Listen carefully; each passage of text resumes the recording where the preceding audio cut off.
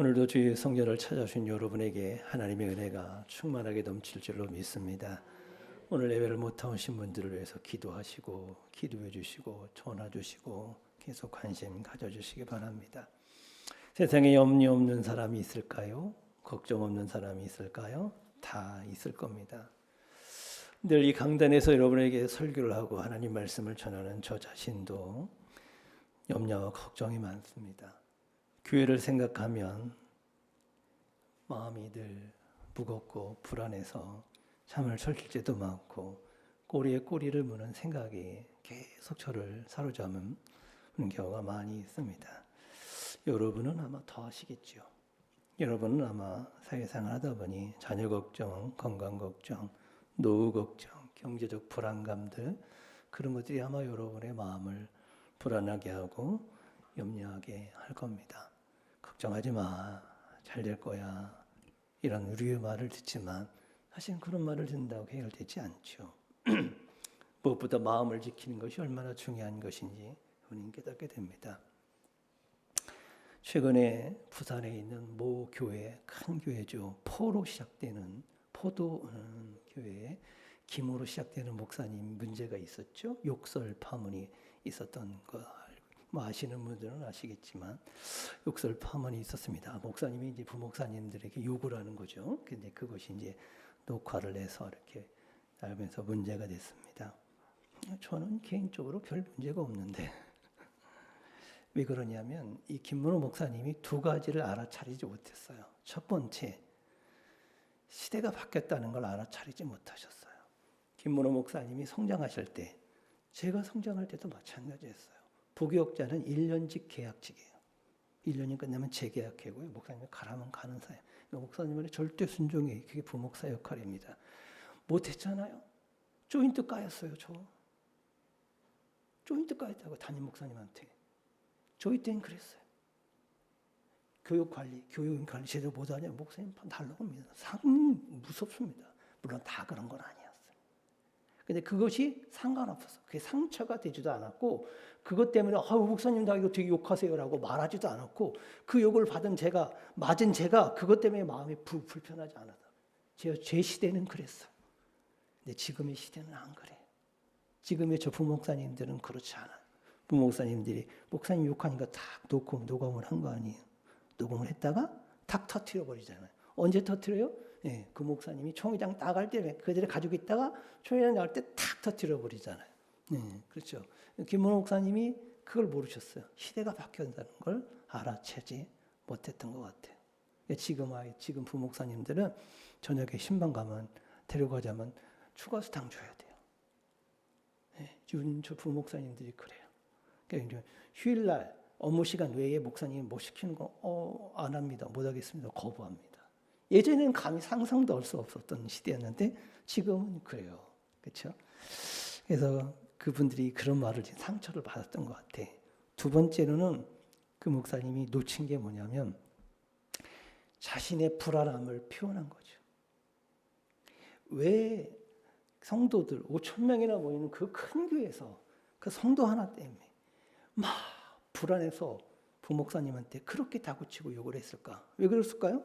뭐 때문에 그래요? 불안해서 그래요. 불안해서. 이거는 모든 인간은 다 똑같이 불안과 염려와 걱정이 올라오는 거죠. 그거를 스스로가 내가 지금 불안해하고 있구나, 두려워하고 있구나라는 걸 알아챘더라면 그렇게 하지 않았을 텐데 그걸 스스로가 인지하지 못했던 거죠. 근데 뭐 그분만 그렇습니까? 저도 역시 마찬가지인데. 저도 불안하고 두려워서 제가 행하는 행동 속에 실수 있고 말에 실수 있고 눈빛에서 나가는 거예요. 왜 그럴까? 두려워서 그래. 불안해서 그래요. 그러니까 인간이 갖는 그러지요. 그럼 어떻게 해야 될까? 어떻게 해야 될까? 오늘 말씀은 우리에게 내 마음에 염려가 올라오고 불안과 두려움이 올라올 때 우리는 어떻게 해야 하는지를 가르쳐주는 말씀입니다. 베드로전서 5장 7절 같이 읽겠습니다. 시작. 너희 염려를 다 주께 맡기라. 이는 그가 너희를 돌보심이라. 염려를 주님께 맡기라. 초대교회는요, 지금하고 상황이 확실히 달라요. 우리가 지금 불안한 건 먹고 사는 건 다 해결되잖아요. 아마 초대교회 성도들이 우리를 보면서 아니 너희들이 지금 불안할 게 뭐냐 이렇게 말할 것 같아요. 왜냐하면 이 당시 불안이라는 건 예수 믿고 교회 오잖아요. 잡혀가요.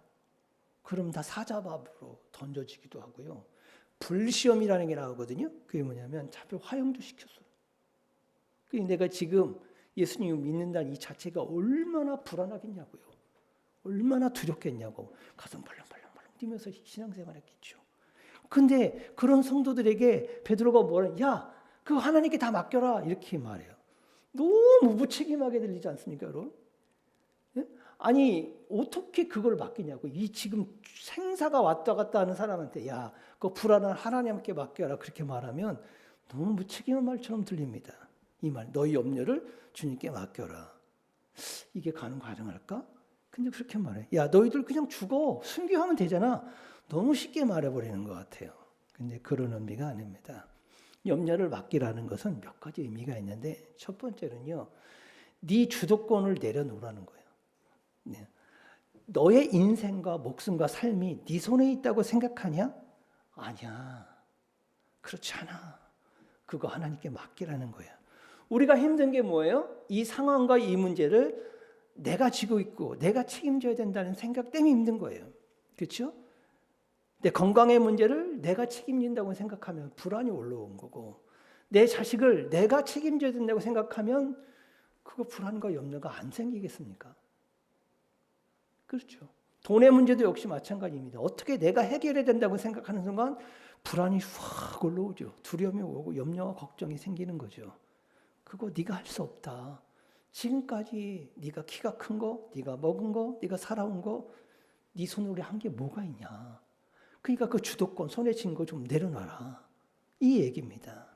이게 바로 내려놓으라는 겁니다. 통제권을, 내 인생의 통제권, 이 상황의 통제권, 이 문제의 통제권을 하나님께 맡기라. 그런 의미예요. 두 번째는 하나님께 맡기고 하나님을 바라보라는 거예요. 시선을 누구한테? 하나님께 두라는 겁니다. 불안과 두려움의 염려는 무엇과 같으냐면요. 자전거하고 같습니다. 자전거. 여러분 자전거 배워보셨죠? 못하시는 분도 있으시죠? 자전거 못하시는. 자전거 못하는 사람들은 대부분 겁이 많아서 그래요. 겁이 엄청 많아서. 겁 많은 사람은 자전거 못 타요. 자전거를 타고 배우실 때 제일 먼저 자전거를 타면 자전거 끌 때 시선이 어디에 가요? 자전거 앞바퀴. 앞을 볼 수 있어요? 못 본다니까요. 자전거 배울 때는 오직 자전거 앞바퀴. 왼쪽으로 하냐? 오른쪽으로 하냐? 왼쪽으로 하냐? 오른쪽으로 하냐? 왼쪽, 오른쪽, 왼쪽. 이 두 가지 싸움만 계속 하고 있어요. 그러면 넘어져요. 절대로 못 갑니다. 그러니까 불안과 염려라는 건 자전거 앞바퀴하고 똑같은 거예요. 그거 보고 있으면 이렇게 하면 이쪽으로 가야 될 것 같고 이렇게 하면 이렇게 해야 될 것 같고 계속 이러다가 쓰러지는 거예요. 불안과 두려움을 이기는 방법. 시선을 어디에 둬요? 저 앞에 둬야 되는 거죠. 그렇죠? 하나님께 두라는 거죠. 그러면 불안으로부터 이기게 된다는 거죠. 그래서 시선을 어디에 둘까? 창조주 하나님, 내 삶을 인도하고 계시는 하나님께 두시기를 주의 이름으로 축복합니다. 이걸 잘 보여줬던 사람이 베드로잖아요. 예수님이 무리를 이렇게 걸어오시니까 아 예수님 저도 좀 갖고 싶습니다. 와라. 예수님 보고 담대하게 걸어가니까 무리를 걸어갔지 않습니까? 한참 걸어가다가 갑자기 바람이 고 파도 치니까 바다를 보는 순간 쏙 빠져들어갔죠. 우리가 염려와 불안 속에 거기에 시선을 두는 순간 우리는 거기에 빠지게 돼 있어요. 그러면 고요함, 평안함을 잃어버리게 되는 거죠. 그러니 시선을 어디에 둬야 될까요? 하나님께 두시기를 주의 이름으로 축복합니다. 불안이 올라올 때마다 나를 불안하게 하는 상황이 생길 때마다 그걸 시선을 들어서 자꾸 주님을 바라보는 훈련을 하는 게 우리의 태도겠죠. 세 번째는요. 우리가 불안과 염려가 찾아오면 반드시 사단이 틈을 타게 되어 있어요. 사단은 기가 막힙니다. 8절 다 같이 읽어볼까요? 시작. 근심하여 깨어라. 너희 중 마귀가 우는 사자같이 두루 삼킬 차를 찾나니. 누구를 삼키고 올까요? 마음이 불안한 사람, 염려로 가득한 사람을 사단이 잡아먹습니다. 그래서 수많은 우리 믿음의 선배들이 수도하고 믿음의 수용했던 수많은 사람들이 동일한 얘기가 뭐냐면 인간의 마음에 갖는 두려움과 염려와 걱정과 불안은 단순히 감정의 문제가 아니다라고 봐요. 그것은 우리의 영혼을 갉아먹는 질병이라고 봅니다. 우리는 목사님 좀 불안해요. 염려가 많아요. 이렇게 그냥 쉽게 말해버리잖아요. 그런데 수많은 믿음의 선배들, 영성가들이 하는 얘기는 너 불안하냐? 네 영혼 지금 썩어가고 있어. 죽어가고 있어. 라는 거죠. 좀 다르게 들리죠. 자, 그러니 우리가 불안한 마음, 염려하는 마음이 생기면 어떻게 될까요? 주님께 맡겨야 될 줄로 믿습니다. 우리말로는 맡기다 이렇게 표현했는데 원어의 성경은 뭐냐면 던져버리다예요. 던져버리다. 염려가 오면 맡긴다는 건 내 거잖아. 내 거 잠깐 맡겨줄게 이렇게 했는데 던져버리는 건 뭐예요? 이거 내 거 아니야. 툭 던져버리는 거야. 내 거 아니야 라고 하는 거야. 염려가 오면 이거 내 거 아니야. 이거 내 책임 아니야. 누구 거예요? 하나님이 하실 거야. 그러니까 주도권을 넘겨주라는 거죠. 그러니 여러분 어떤 상황이 온다 할지라도 마음이 요동치고 불안이 올라오고 염려가 생기면 그때 어떻게 할까요? 던져버리시기를 주의 이름으로 축복합니다. 하나님께 맡기십시오. 자, 그러면 하나님께 맡기고 나는 가만히 있으면 되는 겁니까? 하나님께 맡겼으니까 나는 너 뭐지? 하나님이 하시는 거니까 내일 아니요 이렇게 하면 되나요? 아닙니다. 우리가 해야 할 일이 하나 있습니다. 오늘 말하는 거예요. 가장 중요한 한 가지입니다. 오늘 우리가 사도행전을 읽었는데 예수님이 제자들과 만났어요. 오늘이 무슨 날이냐면 예수님이 부활하신 다음에 이 땅에 40일 동안 계시다가 하늘로 올라가는 승천주일이에요. 우리 개신교에서는 이런 거 잘 안 지키지만 캐톨릭은 아주 중요하게 지킵니다. 오늘 승천주일이에요. 예수님이 승천하신 날이거든요. 승천한 날 제자들하고 만났어요. 무슨 대화가 오고 가야 될까요? 제자들 같으면 예수님 언제 오시나요? 우리 언제 어떻게 오래요? 뭐 이런 말을 해야 될 거 아니에요? 제자들이 어떤 말을 하는지 볼까요? 사도행전 1장 6절 시작. 예수께 여짜어 이르되 주께서 이스라엘 나라를 회복하심이 이때이니까. 이게 무슨 소리예요? 자기들이 꿈꿨던 예수님이 이 땅의 왕이 되는 그때. 지금 우리 너무 힘든데요. 예수님 언제 다시 예수님이 왕이 되셔서 우리를 회복해 줄 거예요? 라고 그 때를 묻는 겁니다. 여러분 이 모습 우리 같지 않아요? 지금 우리가 불안과 염려하면 하나님께 묻는 게 하나님 이거 언제 끝나요? 이거 언제 끝나요 도대체? 이 때가 언제예요 하나님? 도대체 이 무거운 짐을 언제 내려요? 나는 언제 좀 돈이 많아져서 이 돈의 걱정 없어져요? 도대체 언제예요 하나님? 언제 내 자식으로부터 좀 자유해요 하나님? 언제 그럼 나는 이 상황으로부터 좀 자유해요? 마음이 너무 급하잖아요. 저도 역시만 하나님께 끊임없이 그 때를 묻고 있잖아요. 어느 때예요? 어느 때예요? 때를 말한다는 건 뭐예요? 내 마음이 지금 조급하다는 거죠. 조급하다는 것이고 또 내 마음이 지금 불안하다, 염려가 많다는 뜻이거든요. 불안과 염려가 많은 사람들은 하나님한테 자꾸 때를 묻어요. 어느 때 그래요? 하나님 언제쯤이요? 언제쯤이요? 이렇게 묻는 내 마음을 보면 내가 지금 불안하구나 라는 것을 보게 되죠.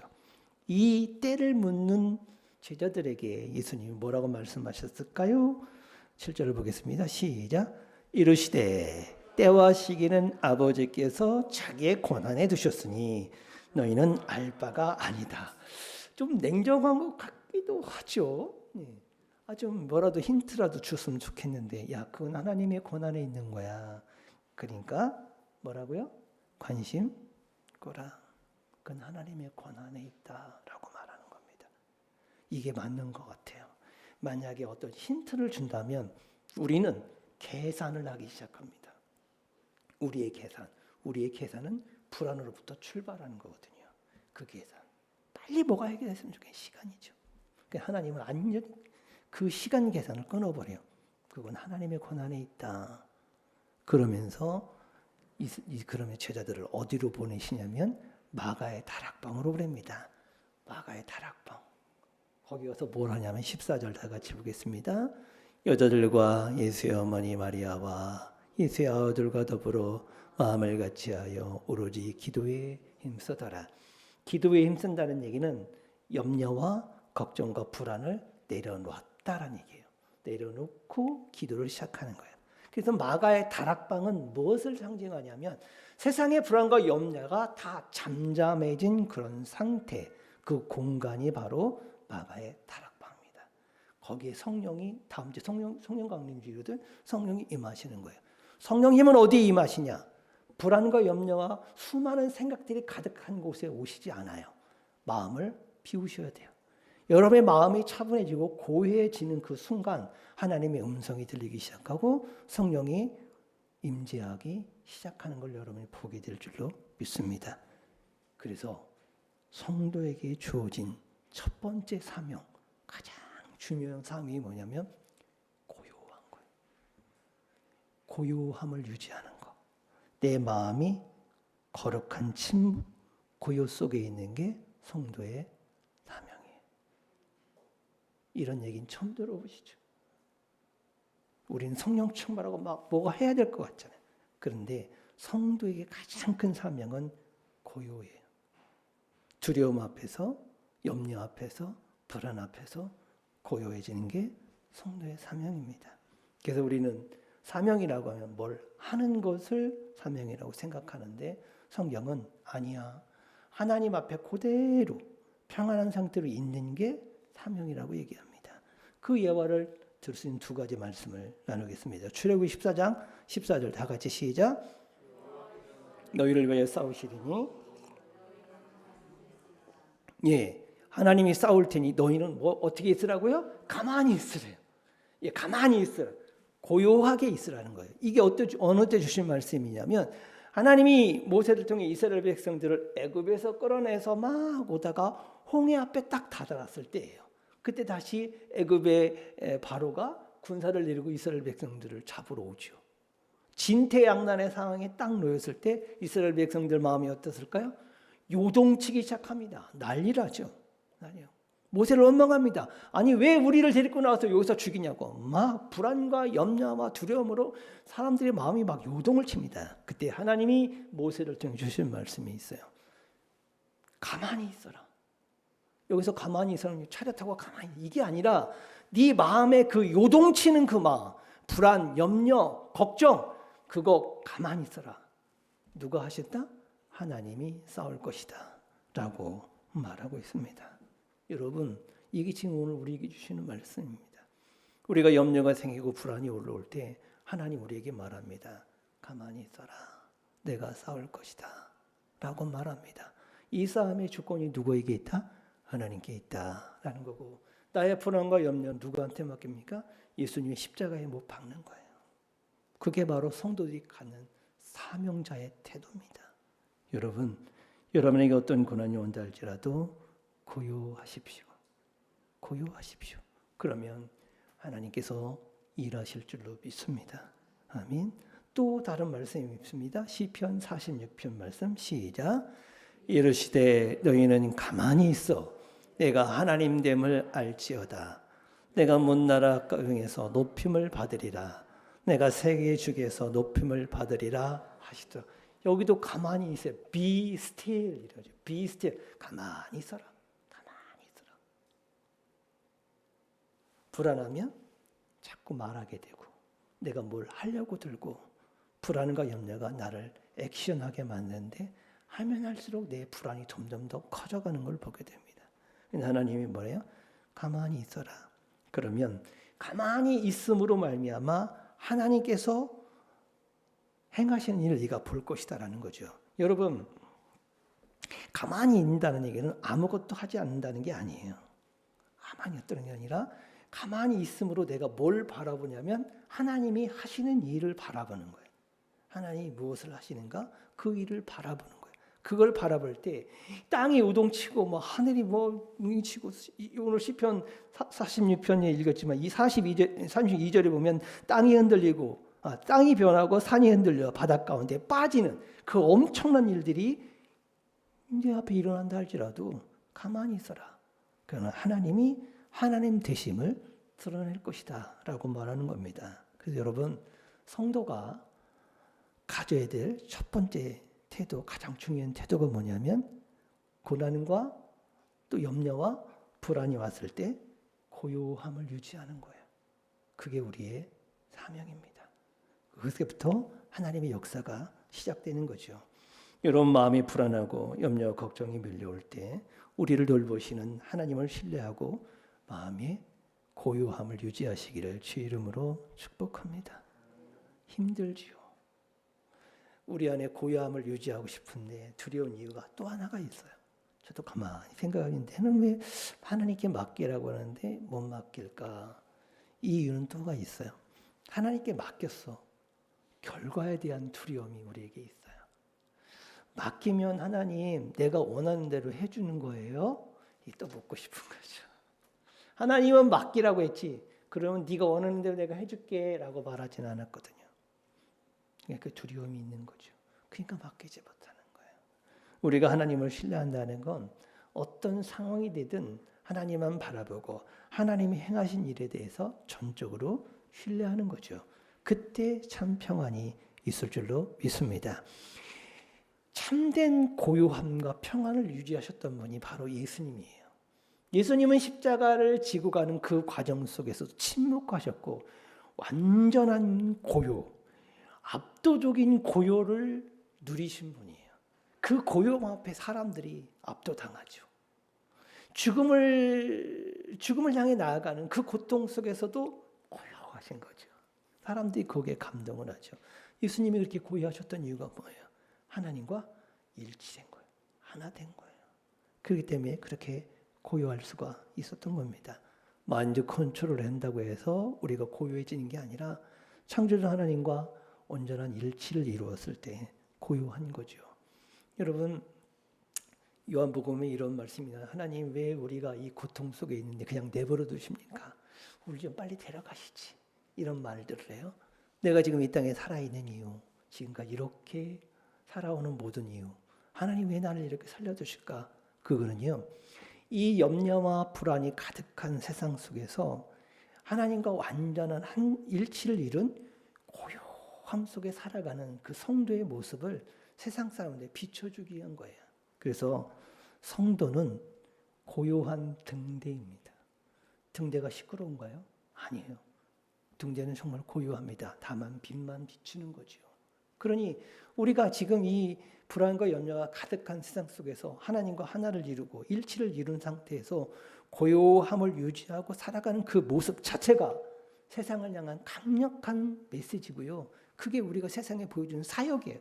내 사명이에요. 꼭 예수 믿으세요라고 말하지 않더라도 어쩌면 이 허름한 이 불안, 이 염려가 많은 세상 속에서 고요함을 누리는 그 자체가 어쩌면 가장 강력한 메시지가 아닐까요? 여러분 마음이 불안하실 때마다 어디로 들어가셔야 되냐면 방으로 들어가셔야 돼요. 제자들이 들어갔던 마가의 다락방. 하나님은 여러분에게 여러 가지 방을 주셨을 거예요. 그곳에 가면 기도하고 그 방에서 예배하시고 그 방에서 주님과 일치를 이루십시오. 목사님 저는 혼자 있으면 생각이 많아지고 더 불안해져요. 이런 분도 있어요. 그럼 목사님한테 오세요. 얘기하시고 목사님과 기도받고 가세요.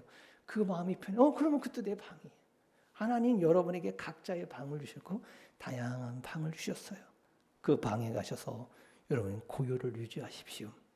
그때 놀라운 힘이 생길 거예요. 그리고 성령의 음성이 들리고 성령의 충만함에서 다시 이 상황을 이겨나갈 힘이 생길 줄로 믿습니다. 그래서 고요함이 나를 살리고 고요함이 세상을 살리는 거예요. 이게 성도의 사명입니다. 그래서 여러분 마음속에 늘 평화가 가득하기를 주 이름으로 축복합니다.